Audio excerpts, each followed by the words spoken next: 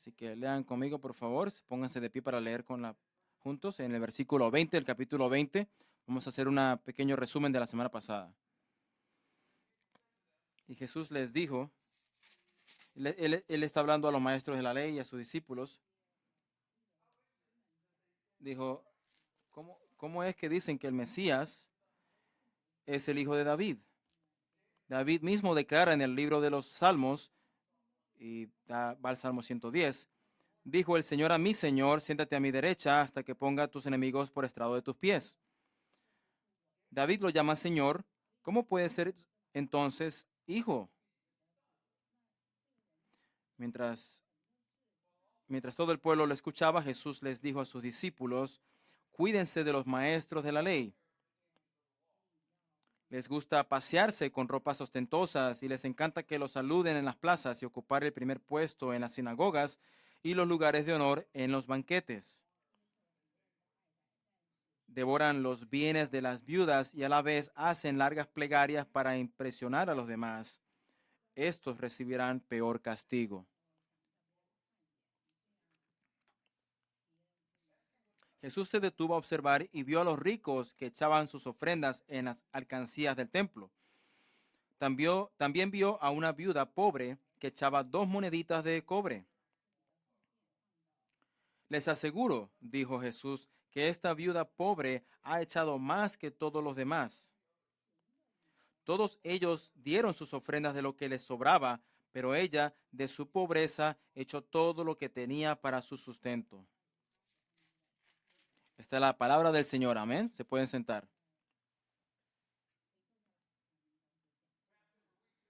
La semana pasada hemos sido testigos de Jesús y de sus últimas interacciones con los líderes judíos, los fariseos, los saduceos, los maestros de la ley, etcétera. Y hemos visto el esfuerzo de ellos de atraparlo y traerlo a una controversia teológica. Y todo eso fue fallido, ¿verdad? Imagínense tratar de burlarse de Jesús o tratar de atrapar a Jesús. ¿Acaso él puede ser atrapado o engañado? No, no. Lucas dice en versículo 40 que nadie se atrevió a hacerle más preguntas. Ellos sabían que no iban a llegar a ningún lado haciendo eso.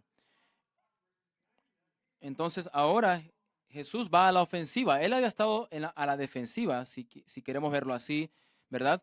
Recibía estas preguntas, era atacado, pero ahora él va hacia la ofensiva. Él va a la ofensiva. Primero él les pregunta acerca de la identidad del Mesías. Ahora, Israel en ese punto, en esa historia, ellos están viviendo en una época de mucha expectación. Ellos conocen los profetas, ellos saben que el Mesías va a regresar pronto, si no ya a lo mejor ya había regresado. Y es mucho como muchos de nosotros hoy en día estamos esperando el regreso de Jesús pronto, ¿verdad? Ellos estaban viviendo también con mucha expectativa del Mesías. Entonces, Él les pregunta acerca de la identidad del Mesías. ¿Acaso ustedes verdaderamente saben quién es el Mesías? No la persona, sino la cualidad de quién es Él verdaderamente. ¿Acaso es el Mesías como el Hijo de Dios solamente un hombre? Ahora, los judíos creían de que el Mesías sería humano o, o es más que humano. Ese es el punto aquí de debate entre ellos. Así que él cita Salmo 110, versículo 1. Y dice que David cuando identificó al Mesías, él llama al Mesías Señor. Y él hace esta pregunta entonces a esos líderes judíos. ¿Cómo puede entonces ser su hijo? ¿Cómo tú puedes ser el hijo de David y el Señor a la misma vez de David? ¿Acaso eso no es una confusión teológica? Sí, lo era para ellos en ese entonces. Mateo dice en su evangelio, nadie pudo responderle ni una sola palabra porque no lo entendían. Ellos no podían negar el salmo que Jesús estaba citando de que el Mesías sería el Señor, pero que también era hijo de David. ¿Están conmigo? Entonces, Jesús está claramente diciéndole a ellos que el Mesías no es simplemente humano, pero que también va a ser Dios en la carne. El Señor Dios. ese es quien es el Mesías, el Señor. Y Jesús ahí mismo, como lo ha hecho ya en los últimos 3 años de su ministerio, va a revelar su propia identidad, su identidad divina. Su iden- el Mesías divino había venido y había venido en forma humana y estaba parado frente a estos líderes en ese momento. Y ellos dijeron, wow. Y ellos se postraron y lo adoraron, ¿verdad? No, eso no fue lo que pasó. ¿Qué hicieron? Ellos lo rechazaron. Y en unos días lo van a crucificar. Así que en nuestro pasaje, en versículo 45-47, Jesús cambia el mensaje ya no está hablando del Mesías, de quién es el Mesías. Ya pasó el tiempo de eso. Ya él se reveló. Esta última confrontación con los líderes cambia. Y ahora causa de que Jesús les advierta a sus discípulos. Ahora cambia hacia los discípulos. Y Lucas dice que él hace eso para que todos escucharan. Entonces, ahí estaba lleno de gente y lo están siguiendo por todos lados. Siempre está él alrededor de muchas personas, él siempre está enseñando a donde quiera que va. Pero en ese momento él va a dirigir su enseñanza a sus discípulos, pero a la misma vez todos están oyendo lo que les va a decir. Imagínense eso. Mateo dice que después de esto Jesús le dijo a la gente y a sus discípulos. Marcos dice, la muchedumbre lo escuchaba con agrado. Así que imagínense que usted parte ahí de esa muchedumbre y ahí están los líderes, ¿verdad? Y todos están ahí debatiendo y Jesús está... eh, eh, ¿Acaso usted no estaría contento de estar escuchando todo eso en ese momento? Yo estaría feliz de escuchar eso. Jesús no tenía problemas de criticar y advertirles de su engaño. Y ahora ofrece una advertencia acerca de los maestros de la ley, literalmente los expertos de la ley, los eran como los abogados de ese entonces. No sé si tenemos algún abogado aquí hoy en día, sentado, pero cuando usted necesita un abogado, usted necesita el mejor, ¿verdad? Usted quiere un abogado en el que usted pueda confiar, ¿verdad? Y entonces él está ahora advirtiendo acerca de los maestros de la ley y literalmente él va a exhortar a sus discípulos y les va a decir que no imiten el amor que ellos tienen de la popularidad que tienen los fariseos y los líderes judíos, ¿verdad? Ellos tienen un hambre de popularidad. ¿Se escucha familiar eso? ¿Acaso no todos queremos ser populares? ¿O queremos ser impopulares? ¿Quién quiere ser popular? ¿Quién no quiere ser popular? Baja esa mano. Dios ve eso. Todos queremos ser populares. Todos queremos ser queridos, aceptados.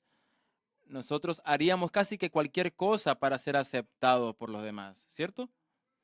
Haríamos casi cualquier cosa para evitar no ser aceptados, ¿cierto?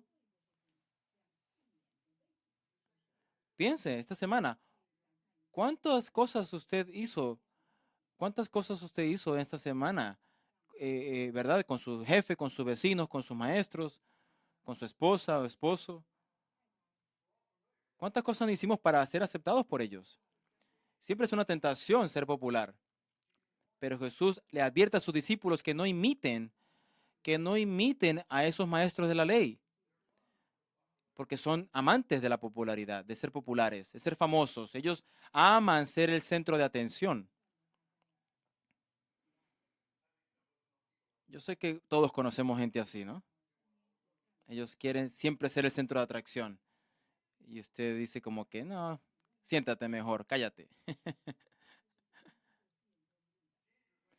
Jesús dice, tengan cuidado. Aquí en el griego es como que tengan cuidado constantemente. No dejen de tener cuidado. No es como que una sola vez, no, constantemente. Siempre tienen que tener cuidado. es como un esfuerzo vigilante de no va a caer en la tentación de ser como ellos. Y esta advertencia es como la advertencia en capítulo 12 en contra de los fariseos. Excepto que aquí Jesús describe 4 cosas que los maestros de la ley hacen en su esfuerzo para ser populares o famosos o aceptados. Los maestros de la ley, como los fariseos, amaban los beneficios de estar asociados con sus posiciones, de tener altas posiciones, ¿verdad? Todos conocemos gente así, ¿verdad? Dicen mi posición es tal o esta, mi estatus. Y muchas veces hacían trampas en contra de los pobres para recibir lo que ellos querían. Usaban a los pobres. Cada posición, cada trabajo tiene su recompensa, ¿cierto?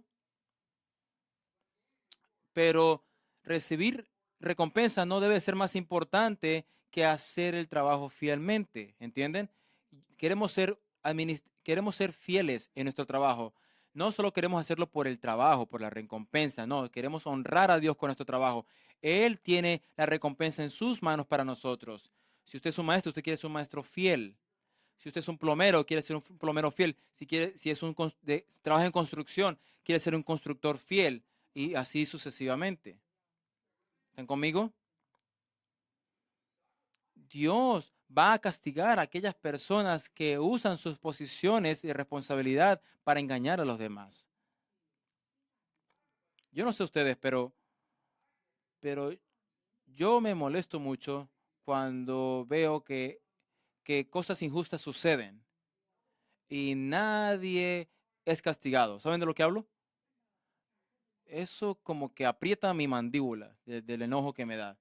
Y luego tengo que retroceder y decir, bueno, Dios conoce, Dios sabe lo que está pasando. Dios sabe.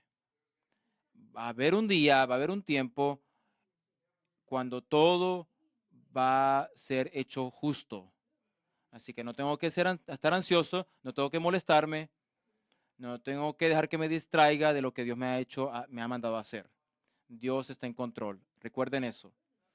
Ahora, estos líderes aquí supuestamente tenían que hacer lo que eran maestros y ellos tenían que liderar a las personas hacia la verdad de Dios. Pero todo lo contrario, ellos amaban las recompensas, amaban las ganancias que sus posiciones les daban y hacían lo contrario, llevaban a la gente lejos de Dios. Estos maestros simplemente eran emisarios del diablo, que simplemente torcían las escrituras, distorsionaban la palabra de Dios, negaban la palabra de Dios para su propio beneficio. Eran falsos profetas, falsos maestros y han llevado al infierno a mucha gente. Y no solamente eso, mucha... Miren lo que dice Jesús acerca de ellos. Ay de ustedes, maestros de la ley y fariseos, hipócritas, recorren tierra y mar para ganar un solo partidario y cuando lo han logrado lo hacen 2 veces más merecedor del infierno que ustedes.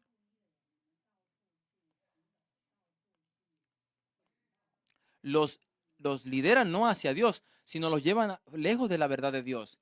¿Acaso no es importante saber doctrina? Sí, doctrina sana. Usted tiene que saber doctrina, usted tiene que saber qué es verdad.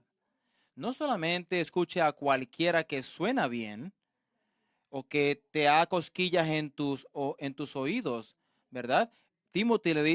Pablo le dice a Timoteo que en los últimos tiempos no querrán escuchar sana doctrina, sino que querrán escuchar gente que les hagan cosquillas en sus orejas y que lo hagan sentir bien.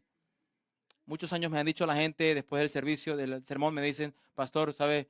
Tú eres muy fuerte en el púlpito y cuando me voy de aquí a veces no me siento bien. Y yo digo, qué bueno, así debe de ser. Mi meta no es hacerte cosquilla en tus orejas. Mi meta es dejarte saber lo que es verdad y que el Espíritu Santo te dé convicción para que tú lo sigas con la verdad. En el Antiguo Testamento vemos advertencia tras advertencia del peligro de caer bajo los falsos maestros. La nación de Israel estaba a punto de entrar a la tierra prometida. Moisés los advirtió también en Deuteronomio 13. Moisés ensaya antes de entrar a la tierra prometida y les dice, les recuerda todo lo que Dios ha hecho y les los ha beneficiado y les recuerda de que sean fieles. Miren Deuteronomio 13, del 1 al 3. Cuando en medio de ti aparezca algún profeta o alguien que predice a través de sueños y anuncie algún prodigio o señal milagrosa, si esa señal o prodigio se cumple y él te dice vayamos a rendir culto a otros dioses, dioses que no has conocido, no prestes atención a las palabras de ese profeta o soñador. El Señor tu Dios te estará probando para saber si lo amas con todo el corazón y con toda el alma.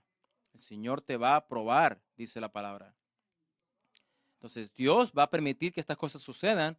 Gente te va a hablar, gente te va a sugerir cosas, gente te va a decir, hey, gente te va a decir, ven a mi iglesia, y ellos te van a decir, ahora ven a mi iglesia. Y tú di no.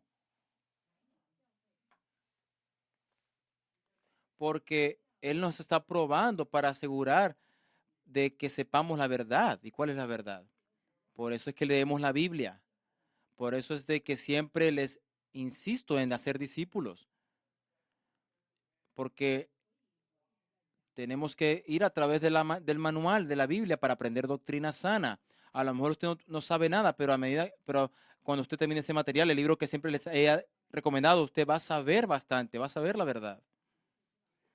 Pero Israel, a pesar de la advertencia de Moisés, hizo lo contrario. Y cuando los profetas falsos vinieron, la gente los siguió y fueron al juicio. Cuántos recuerdan cuánto tiempo duraron perdidos en el desierto? Fueron 40 años. ¿Por qué duraron 40 años perdidos en el desierto? Porque no obedecieron la advertencia de Moisés. La primera generación que salió de Egipto, ellos murieron en el desierto. Fue la segunda generación que pudieron salir y ir a la tierra prometida, pero ellos también siguieron la idolatría, cayeron en idolatría, a pesar de que pasaron a la tierra prometida. Si lees Jeremías, si lees Isaías, si lees Ezequiel, una y otra vez ves las advertencias de falsos maestros y falsos profetas, de mentirosos, de hipócritas. Hay muchas advertencias. El Nuevo Testamento también nos advierte sobre el daño peligroso y fatal que hay en caer en las mentiras. Miren lo que dice Mateo 7. Jesús dice, cuídense de los falsos profetas, vienen a ustedes disfrazados de ovejas, pero por dentro son lobos feroces. Tienen que saber cuál es la verdad para que no caigan en los engaños. Mire Pablo lo que dice en Hechos. Dice, Pablo está a punto de irse de Éfeso y va a dejar ahí ancianos en Éfeso y él dice, no los voy a ver más de este lado del cielo y quiero dejarles una última advertencia. Miren lo que dice en Hechos 20. Sé que después de mi partida entrarán en medio de ustedes lobos feroces que procurarán acabar con el rebaño. Usted no quiere conocer a esta gente. Aún de entre ustedes mismos se levantarán algunos que enseñarán falsedades para arrastrar a los discípulos que los sigan. Así que estén alerta. Él está a punto de irse. ¿Y de qué los advierte? Los advierte sobre falsos profetas. Les advierte que no caigan en eso, que son peligrosos para el rebaño, para las ovejas, para la iglesia. Pedro también, Juan, Santiago, usted lee todas las cartas, las epístolas del Nuevo Testamento y están llenas de advertencias contra falsos profetas, falsos maestros. Ellos siempre estarán presentes. Los falsos profetas estarán presentes en todas las generaciones y están presentes hoy también. Están en el internet, están en la televisión. Ellos tienen sus podcasts. Ellos no rinden cuentas a nadie. Ellos no son nada diferentes de los falsos profetas del Antiguo Testamento y del Nuevo Testamento. Son agresivos, son emisarios del diablo y de alguna manera para alguna manera desanimar y engañar y últimamente vencer a los cristianos. Y en nuestro pasaje, en el versículo 46, Jesús caracteriza a los líderes de la ley que les gusta andar con ropas largas y ser saludados por todo el mundo en los mercados. Yo voy a Costco seguido y yo no uso ropas largas como los sacerdotes. Muchas veces voy en mi día de descanso y yo no sé, no les voy a decir qué día es, pero casi siempre estoy sin afeitarme. Tengo ropa ahí cualquiera y, y nadie quiere postrarse frente a mí. Pero así no eran los maestros de la ley. Ellos vestían sus ropas largas y esas ropas eran blancas que simbolizaban pureza. Y esas ropas blancas solamente se tenían que usar para situaciones de ritos dentro del templo, no se tenían que usar fuera del templo, en público. Pero ¿por qué ellos la usaban? ¿Por qué creen ustedes que usaban esa ropa? Para la atención, para llamar la atención, para que la gente les viera con esas ropas largas, llenas de pureza, y para que los saludaran y les rindieran, y para que algunos incluso se postraran frente a ellos. Ese era el propósito. Era vanidad, era pura vanidad. Y más que eso, ellos amaban las sillas más importantes en la sinagoga y en los lugares de honor, en los banquetes. Las sillas más importantes de la sinagoga estaban enfrente. Las sillas más importantes de la sinagoga. Yo siempre le digo a la gente que se siente enfrente aquí. Algunas veces, algunos de ustedes que han venido por muchos años, y usted sabe quién es usted, yo les digo, usted ha venido hace muchos años, usted tiene que sentarse más enfrente. Deje de sentarse allá atrás. Eso no es lo que estamos haciendo aquí en el texto, es diferente. Ellos se sentaban en una plataforma viendo a la congregación y atrás de ellos había una caja que contenía todos los escritos del Antiguo Testamento, todos los rollos. Se recuerdan en el Evangelio de Juan, donde cuando Jesús va a Nazaret y él está en la sinagoga y le dan a él el gran rollo de Isaías y lo lee. Eso es lo que sucedía.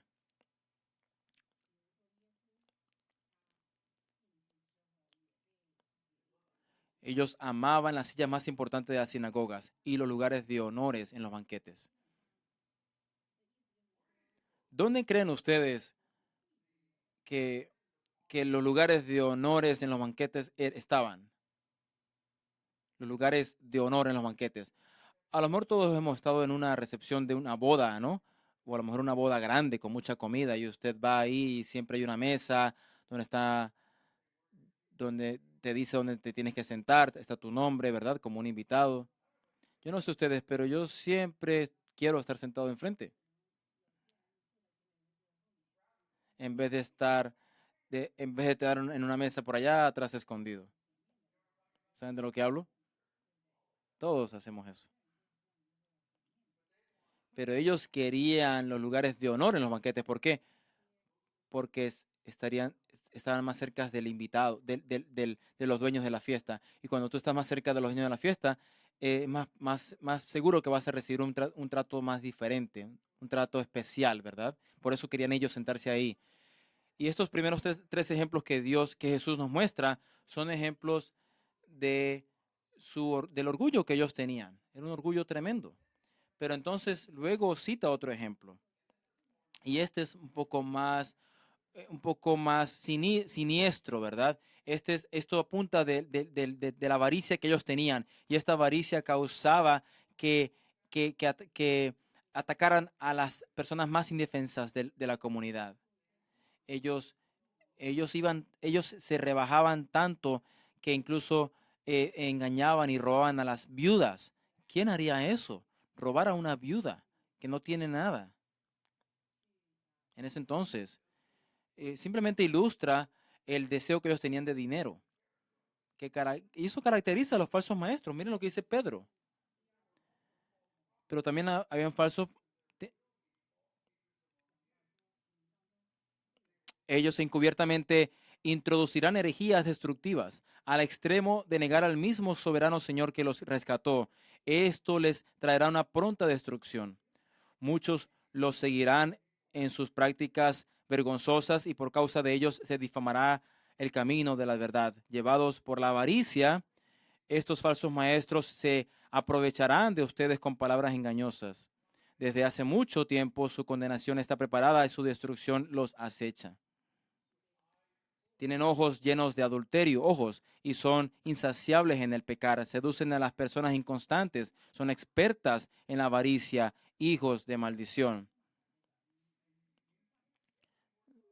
No puede decir más duro, más fuerte que eso. Es algo muy, muy duro.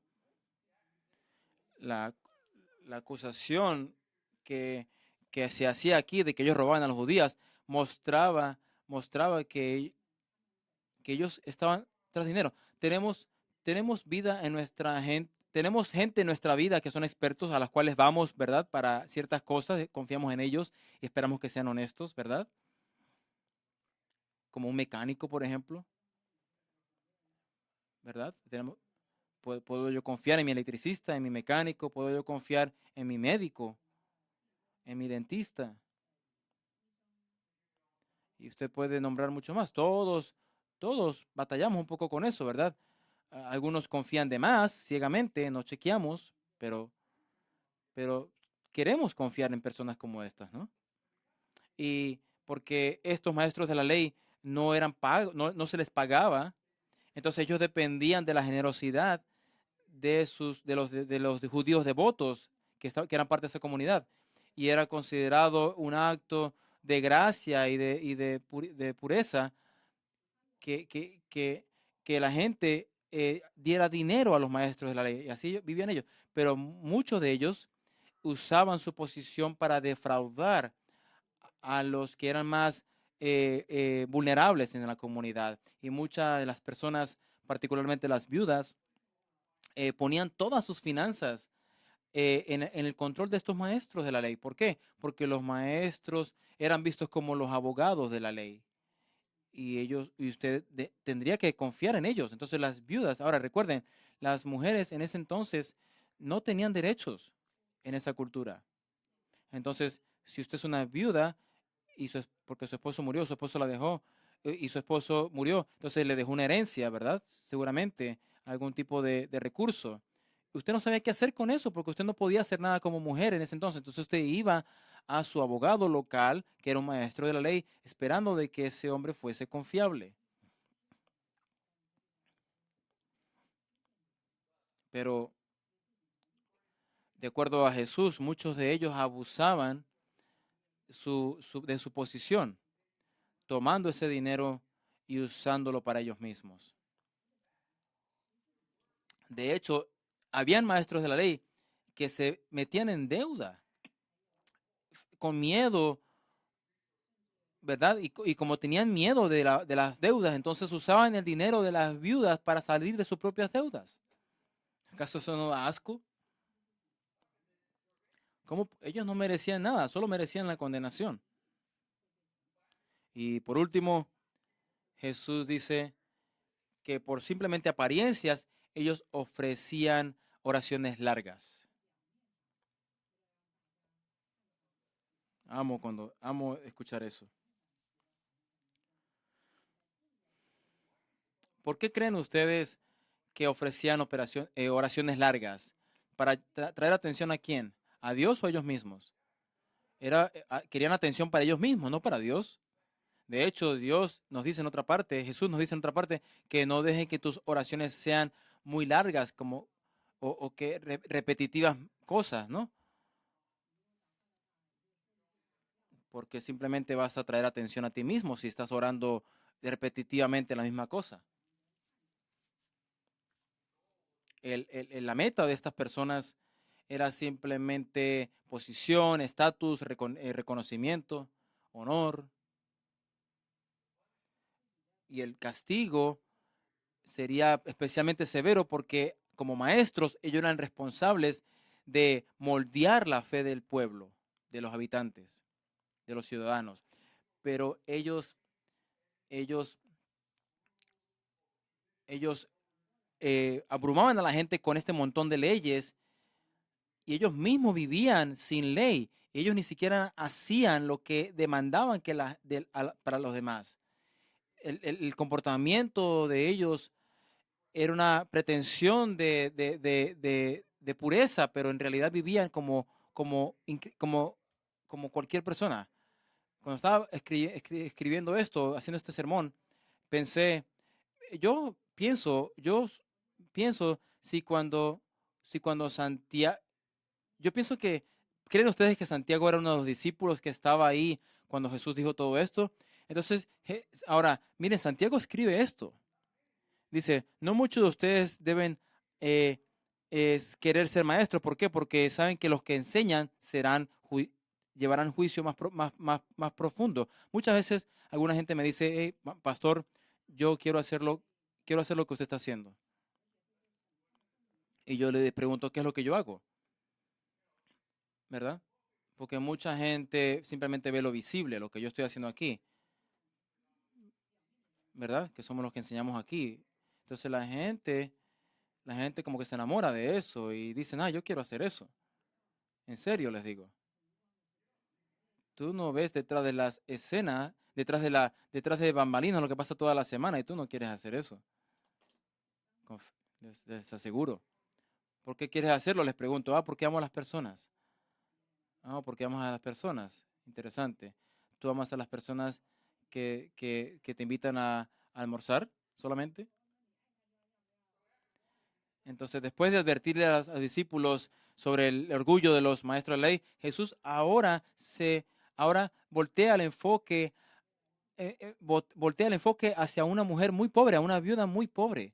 Y dice, hay una conexión aquí, yo pienso, entre, entre la viuda pobre y la que, porque esos dos capítulos hablan sobre una viuda. Hay una conexión aquí. Uno muestra cómo las viudas eran victimizadas y lo segundo eran como las viudas son un ejemplo para las cosas de Dios, para la gente de Dios. En Marcos capítulo 12, Marcos en su pasaje dice que Jesús se sentó frente al lugar donde se depositaban las ofrendas. Se sentó, opuesto, mejor dicho, a donde se ponían las ofrendas. Eso es interesante. Se sentó ahí frente a todas las personas de donde estaban puestas las ofrendas. Ahora, esto es un cuarto que estaba cerca y en ese cuarto habían como siete tipos de trompetas, y siete de esas trompetas estaban reservadas para los judíos, para que los judíos pusieran como el impuesto del templo. Ese era el dinero que iba hacia la ayuda del templo, el mantenimiento del templo. Y habían otras 7 o 6 separadas que estaban diseñadas para recibir ofrendas libres, ¿verdad? Hablamos sobre diezmos, sobre ofrendas. Esa es la comparación. Entonces él se sienta frente a todo el mundo, enfrente del lugar donde se depositan las ofrendas. Y este es miércoles en la tarde ya. Es la Semana Santa, recuerden. El próximo día, ¿qué día es? ¿Qué viene después del miércoles? Jueves. El día en que él va a ser traicionado, recuerdan. Y luego viernes, y luego sábado, y luego domingo. Entonces aquí está él. En lo último de este día largo, él ha estado enseñando a toda la multitud. Él ha estado ahí batallando con los líderes religiosos. Está ya cansado físicamente. Y sin duda alguna siente la agonía y siente la realidad de lo que viene. Y ese es el próximo capítulo en Lucas. Y en sus ojos él se veía a lo mejor decaído a medida que contempla todo, porque Lucas dice que miró hacia arriba. Entonces, imagínense, él está sentado, sus ojos están hacia abajo, su cara, su rostro está en su cámara, él está pensando sobre todo lo que está pasando alrededor de él y luego él mira hacia arriba.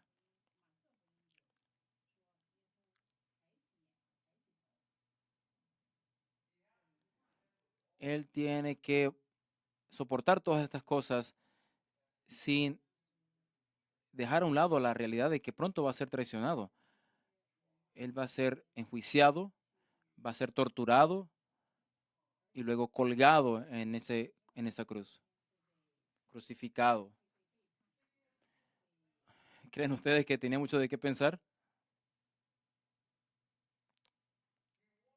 Él veía cómo la gente ponía las ofrendas en ese templo. ¿Acaso él no sigue viendo todavía? ¿Acaso no le importa todavía? Sí, yo pienso que sí le importa todavía. Lucas dice que los ricos pusieron de sus grandes pertenencias. Ellos, es posible que ellos hacían mucha bulla. Ellos sonaban a propósito. Ellos no tenían tarjetas de Visa, de Mastercard, no tenían cheques. Ellos tenían solamente monedas. Entonces pueden imaginarse. ¿Y, en qué temporada estamos aquí, en este pasaje? De Pascua. Y Jerusalén está llena de gente. Había miles de personas en Jerusalén en ese momento por el tema de la Pascua. Entonces, imagínense, todos ellos están ahí entrando al templo por cantidad y depositando sus ofrendas ahí en los objetos esos donde ponían las ofrendas, y eso sonaba duro. Las monedas caían y sonaba muy duro ahí, había mucha bulla. Entonces, los ricos venían y ponían sus regalos ahí, sus ofrendas. Y luego, una viuda muy, muy pobre y vino y depositó dos monedas muy pequeñas que no eran, que solamente valían como 2 pennies, dos centavos en el día de hoy. Ella probablemente puso esas dos monedas, eh, a lo mejor lo puso en la parte donde se ponían las ofrendas. No, no, porque ella no podía, ella no le alcanzaba para el impuesto del templo, sino que lo puso en el otro. Y como viuda, ella posiblemente no tenía ningún tipo de recursos de cómo hacer dinero. Y si una viuda en ese entonces no tenía hijos, no tenía protector, y se tenían que mantener sin casarse, y muchas veces eran olvidadas hasta que la iglesia fue formada, y nos dice Pablo en Timoteo de que cuidemos a las viudas.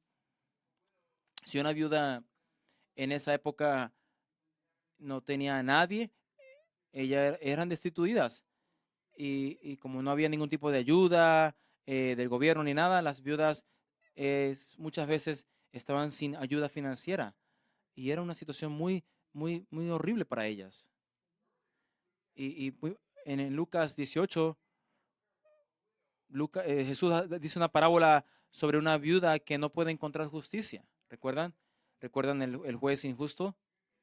Ella no podía encontrar justicia, hallar justicia para su caso, pero siguió perseverando. ¿Recuerdan?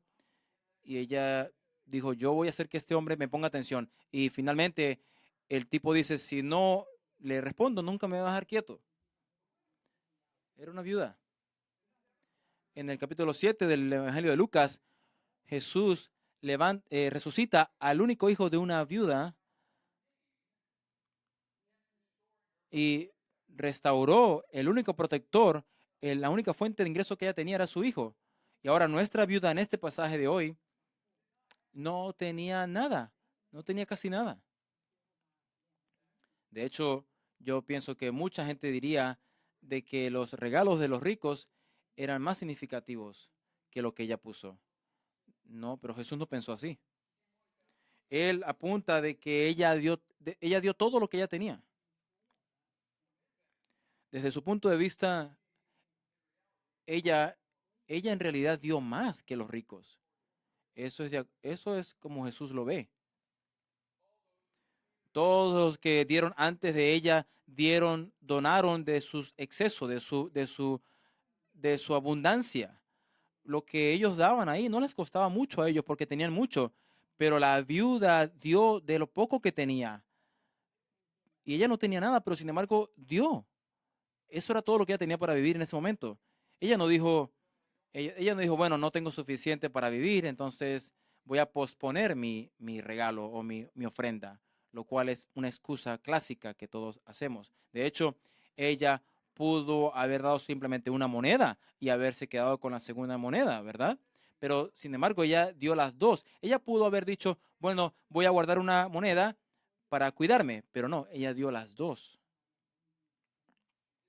Ella no dio de su abundancia, ella dio de su pobreza. El apóstol Pablo escribe a los corintios eran muy ricos, tenían mucho dinero. Pablo estaba ahí yendo a todas las iglesias. Ahora, los creyentes en Jerusalén eran judíos y todas las otras iglesias eran gentiles y había una enemistad ahí natural entre gentiles y judíos. Entonces, para unirlos a un solo cuerpo, él tiene esta idea, Pablo, de que los creyentes en Jerusalén, que eran judíos, estaban siendo castigados y ¿por qué no creían en Jesús? Entonces, él, él va a ir a recolectar dinero de todas las iglesias gentiles para ayudar a los judíos pobres cristianos en Jerusalén. Entonces, los corintios, que eran gentiles, estuvieron de acuerdo cuando escucharon esto y dijeron, sí, cuenten conmigo, vamos a ayudar a nuestros hermanos judíos. Pero ellos nunca dieron en realidad. Entonces, Pablo les escribe esta carta en 2 Corintios y en esta carta él habla sobre esto y él les dice esto. Miren 2 Corintios 8.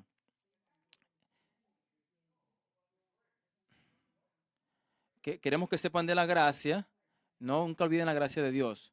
Cuando usted esté en problemas, usted diga, Señor, dame gracia. Señor, dame gracia. Cuando esté sentado, dice, Señor, dame gracia. Queremos que se enteren de la gracia de Dios ha dado a la iglesia de Macedonia en medio de perdón, los macedonios eran hombres muy pobres. En medio de las pruebas más difíciles, su desbordante alegría y su extrema pobreza abundaron en rica generosidad. Soy testigo de que dieron espontáneamente tanto como podían y aún más de lo que podían. ¿Cómo usted puede dar más allá de lo que usted puede? Es la gracia de Dios, hermanos. Rogándonos, ellos mismos lo hicieron. Pablo no tuvo que molestarlos. Ellos dijeron, queremos dar voluntariamente. A mí nunca me ha dicho alguien, yo quiero dar mucho.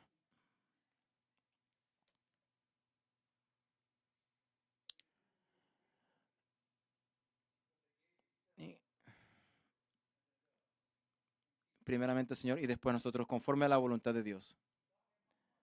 Si Dios tiene mi corazón, entonces eso es todo lo que Él quiere.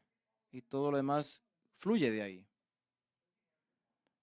Lean ese versículo, hermanos, porque no pude leerlo bien. Léanlo en su casa. Entonces, Pablo como que avergüenza a los corintios al decirles sobre los macedonios, cómo dieron a pesar de su pobreza.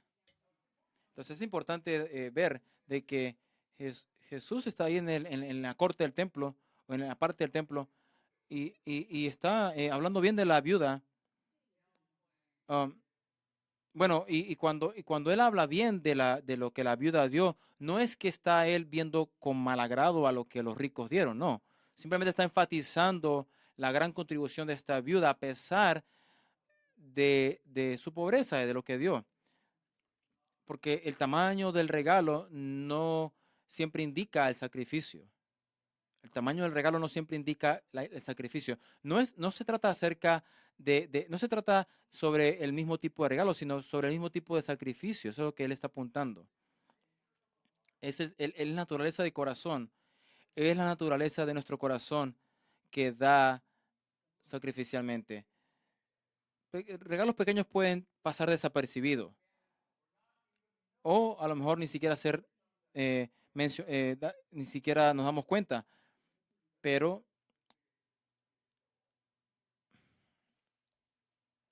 recuerden, Dios, Dios le agrada nuestras ofrendas que le damos y le agradan cuando vienen de un corazón gozoso. Recuerden que eh, es nuestra responsabilidad darle todo a Él porque todo viene de Él, todo viene de Él. Solo tenemos que ser buenos administradores, buenos manejadores de lo que Él nos da. Tenemos que, tenemos que tomarlo en cuenta a Él en todos nuestros caminos, no solamente en parte de nuestros caminos, no, en todos nuestros caminos.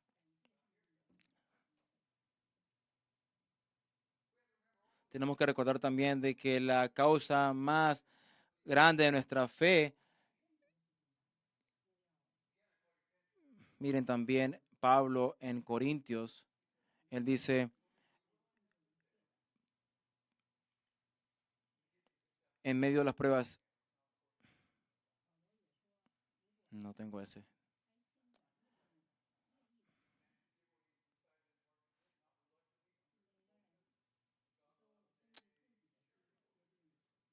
Cada uno debe dar según lo que haya decidido en su corazón, no de mala gana ni por obligación, porque Dios ama al dador alegre.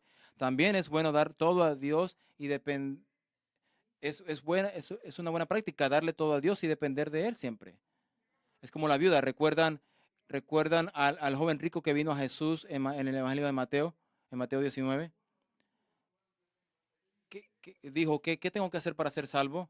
Y él dice que mantuvo la ley, que cumplió la ley. ¿Qué le dijo Jesús? Jesús le dijo, vende todo. Y él lo sorprendió con lo que le dijo. Y él le dijo, una sola cosa te falta, y eso es lo que tienes que hacer. Vende todo lo que tienes, dáselo a los pobres y luego sígueme. A través de los años, la gente me ha preguntado, ¿Jesús me está diciendo que tengo que vender todo, dárselo a los pobres y seguirlo? No necesariamente, le respondo. A lo mejor está diciéndote eso. Si el dinero es tu Dios, si las posesiones son tu Dios, si tú eres egoísta, entonces el amor te está diciendo que te tienes que deshacer de todas esas cosas para que tengas una devoción verdaderamente conmigo. Yo te voy a cuidar, dice él, pero tienes que confiar en mí. No es algo malo. De hecho, todos los discípulos, Jesús les ha estado enseñando en este pasaje y dicen que es más difícil que un rico entre al cielo que un camello entre por el ojo de una aguja. Y Pedro dice, hemos dejado todo por ti, Señor. Y Jesús le dice, qué bueno, qué bueno. Tenemos que recordar también de que Jesús no rechaza una ofrenda pobre, una ofrenda humilde, si esa ofrenda viene de un corazón alegre y gozoso, porque un dador alegre indica el estado de tu corazón. ¿De dónde viene? Hay que preguntarnos esto, ¿de dónde viene mi dádiva? ¿De qué naturaleza de corazón? Tenemos que recordar de que nuestro trabajo de saber no cuánto tenemos que dar, sino cuánto comparando con lo que tenemos que dar. Tenemos que pensar qué tengo, cuánto tengo, cuánto me ha dado Dios, con cuánto me ha confiado. Levítico, Levítico 14 dice que hay que sacrificar. eh, las palomas eran las cosas más baratas de ese entonces y muchos daban eso.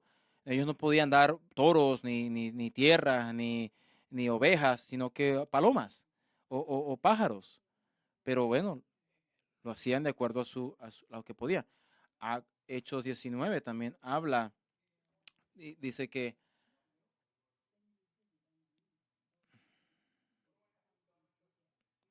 me ha confiado Dios. ¿Cuánto, cuánto voy a negarme a mí mismo para el bienestar del reino de Dios? ¿Cuánto yo practico el negarme cosas a mí mismo para el Señor? Mucha gente da de su abundancia y eso es lo que ellos pueden dar sin necesariamente sentirlo y muchos ni siquiera piensan que es importante dar. Yo he tenido miembros que me han dicho que, que, su, que le haces tus impuestos, le dice que es todo este dinero que usted está dando a la iglesia. Yo he tenido esposas que me han venido a decir que su esposo a lo mejor no es creyente porque no están de acuerdo con lo que dan. Y mi respuesta es, tú no estás dándole a la iglesia, tú le estás dando a Dios a través de la iglesia. Es todo de Dios. No seas tan ciego.